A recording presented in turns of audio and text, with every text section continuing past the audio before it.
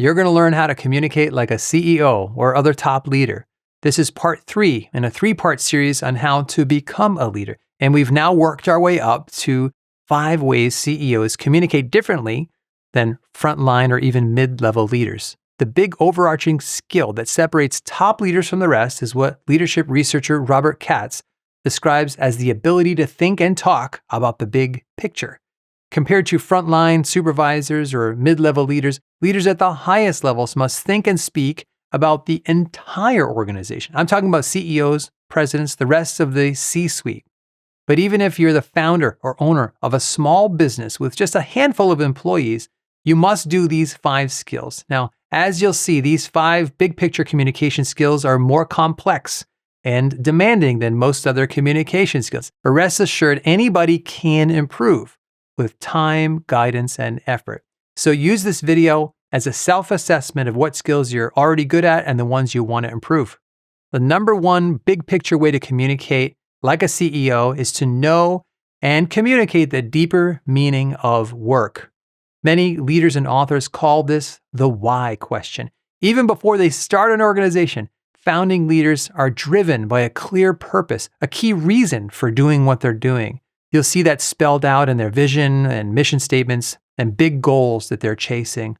All these help provide the context and the explanation to help everybody on the team understand the deeper meaning of the work. Now, it's true that some of those website vision statements and mission statements sound like marketing points, really, but I'm talking about the vision statements that really hit home. For example, what's the deeper meaning that drives the Khan Academy to keep cranking out educational videos? The founder, Sal Khan, he has a why, and that is to provide a free and world-class education to anyone, anywhere. It's his reason for being. Those employees are not simply recording and editing videos. The deeper meaning they all have in mind is that they want to educate the world, and that's powerful. It's the CEO's job to communicate that. For our self-assessment on a scale of 1 to 10, how good are you at seeing and articulating the big picture, deeper meaning of work? Top leaders must be the number 1 advocate to communicate the deeper meaning of work. The number 2 way that CEOs communicate is that they must inspire and motivate others to achieve great things together. Now, we all need individual inspiration and motivation. That's true, but the CEO or the president must get us to work as one big team together and show us that we're all part of something bigger than ourselves. That's why when JFK gave his moonshot speech, he was explicit about who would be accomplishing this. He said, "I believe that this nation should commit itself to achieving the goal before this decade is out of landing a man on the moon and returning him safely to the earth."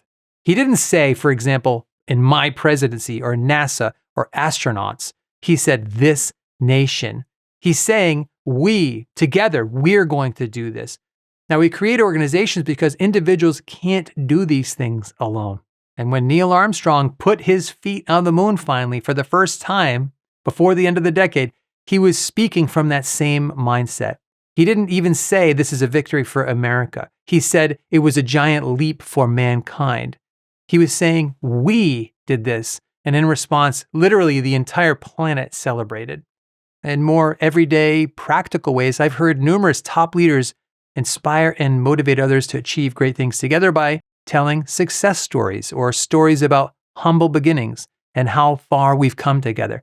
I've been working with the president of a billion-dollar company, and he tells stories all the time about how we, the company, grew from less than 25 employees to over 1,000 employees, and that each of those employees is part of that success and legacy. He doesn't inspire and motivate us by talking about how he did it. He talks genuinely about how we all did it. Question for you, from 1 to 10, how good are you at inspiring and motivating people to work as a team to achieve great things together? Now, it's a bonus if you're in the mid-level management area or frontline supervisor area and you already talk like this, but top leaders must do it. Number 3 is that the CEO must know and talk about how the various parts of the organization work together. Individual contributors, in contrast, talk mostly about their own expertise. Department and division leaders talk about their shops, but the top leaders must talk about how the entire enterprise works together. Now, maybe that leader rose through the ranks and came up through IT or operations or finance. But once they're the top leader, the CEO, the president, they're now leading all of those areas, and they must talk in ways that help everybody see the organization and those different parts working, coordinating, and cooperating together.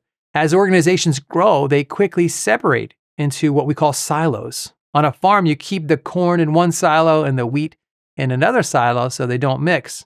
And that's what happens in organizations. They silo themselves and stop sharing information, resources, talent.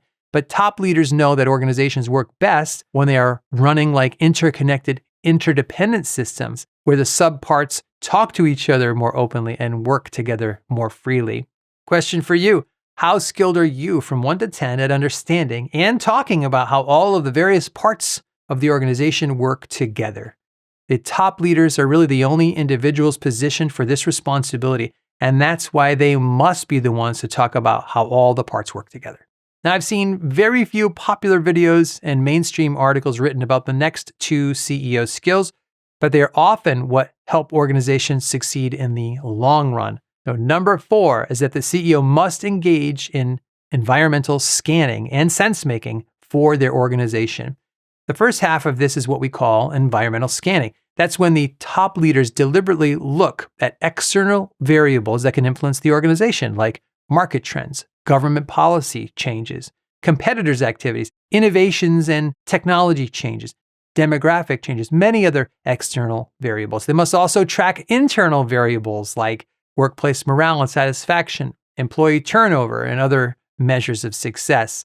Top leaders must scan for changes and then help the organization adapt to those changes so they're not caught on their back foot, falling behind the industry. The second half of environmental scanning is making sense of those or interpreting these factors for employees.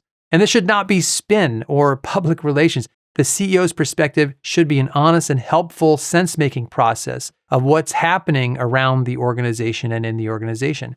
Are tariffs going up? How's that going to affect us? Another pizza place opened across the street. What does that mean for ours? 3 of our top people left. What do we do now? From 1 to 10, how would you rate yourself in your ability to scan the environment and interpret those changes and how they'll affect your team? Followers want to hear what the top leaders think about those changes, what they see coming, and what top leaders plan to do about it. Number 5, CEOs must communicate effectively with external stakeholders. Organizations are not isolated entities. They are connected to other organizations. CEOs are positioned, at least at first, to work best with suppliers, vendors, local, federal, and government agencies, potential partner organizations.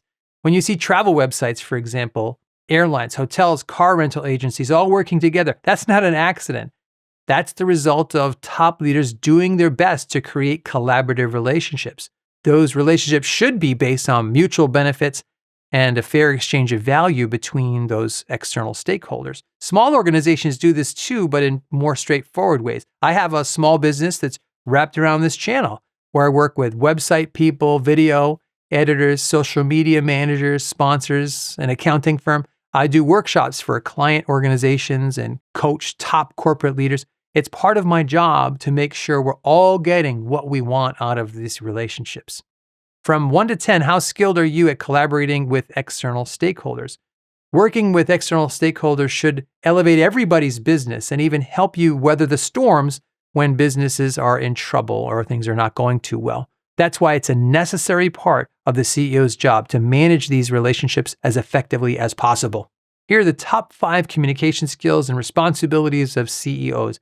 Based upon your self-assessment scores, which of these would you consider to be the most natural for you, and which of them do you need the most work on to gain experience as a leader? They're all learnable. Now, since this is part 3 of the series, if you've watched all 3 parts, please say hello and tell me you've completed the entire series in a comment below, and I'll congratulate you and give you a heart to your comment.